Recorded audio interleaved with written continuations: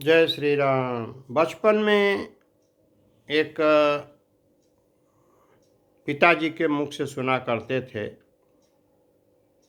कहावत, उक्ति कि मरे बैल गरियार मरे ऊ अड़ियल टट्टू, मरे करकसा नारी मरे ऊ मर्द निखट्टू। मित्र वहीं मर जाए जो समय पे काम न आवे, पुत्र वहीं मर जाए जो कुल में दाग लगावे। कहने का मतलब ये है कि मरे बैल गरियार मरे वो अड़ियल टट्टू। वह बैल जो जब जोतने का समय आवे, खेत में किसान लेकर के जाए और जब जोतने का समय हो तो वहीं बैठ जाए, चलबे न करे,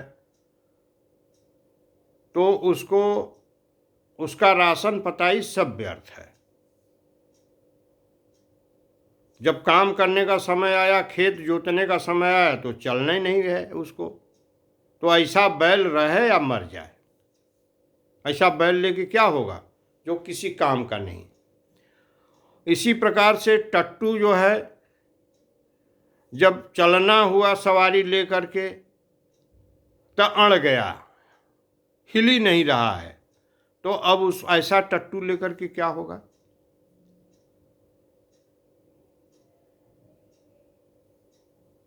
और मरे करकसा नारी मरे ऊ मर्द निखट्टू। आप काम धाम करके घर पहुँचे, कर कर कर कर कर कर कर कर दिमाग चाट जाए, एक गिलास ठंडा पानी लिया के न दे, चाय बना के न दे, एकदम खोपड़ा खा जाए, तो ऐसी करकसा नारी लेकर के क्या हो।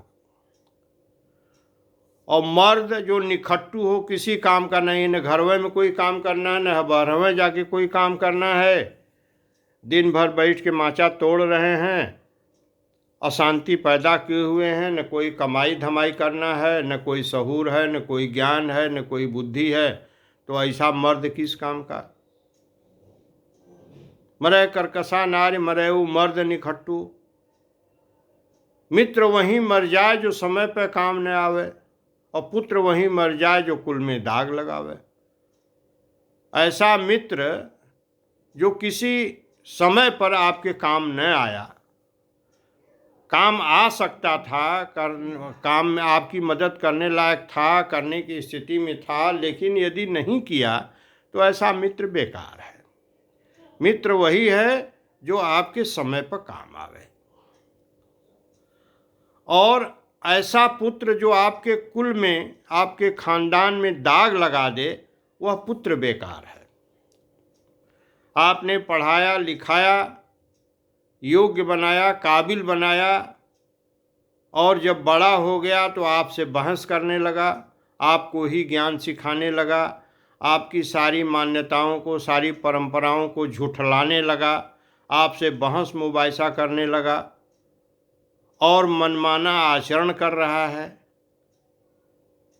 आप अभी सोच रहे हैं कि अपने कुल परंपरा के अनुसार इसका विवाह शादी करेंगे, कहीं जा कर के जहाँ मन में आया, न कुछ देखा, न कुल खानदान परिवार कुछ नहीं देखा, जहाँ मन किया वहाँ कर लिया।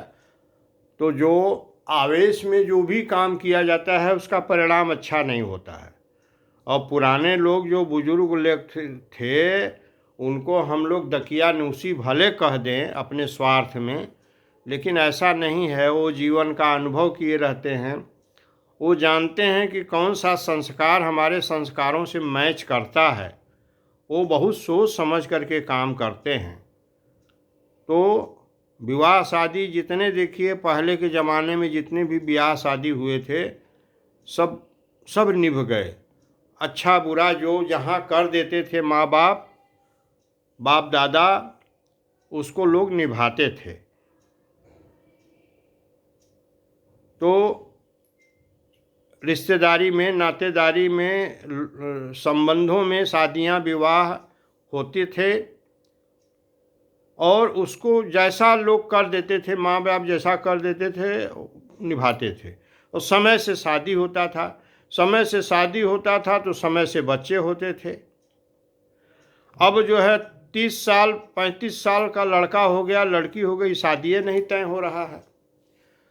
इतना खोद निपोर है, इतना अन्वेषण हो रहा है, इतना विश्लेषण हो रहा है कि भाई अब सब कुछ तो मिलेगा नहीं, कहीं न कहीं तो समझौता करना पड़ता है। इसलिए विवाह शादियाँ मुश्किल हो गई हैं, बहुत मुश्किल हो गई हैं। अब गार्जियन स्वतंत्र नहीं रह गए हैं, उनके हाथ में कुछ नहीं रह गया है। अब वो कोई चाहे लड़का की शादी करना हो चाहे लड़की की शादी करना हो, बिना लड़के लड़की के विचार के आप शादी नहीं कर सकते। हम लोगों की शादी तो ऐसे ही हुई थी, हमारे माता पिताजी जहाँ किए वहाँ हुई शादी और ठीक ठाक जीवन रहा। आजकल जो अपने मनमाना हो रहा है, एक आध ठो बच्चे हो रहे हैं, एक बच्चे होने में कुल कर्म हो जा रहा है।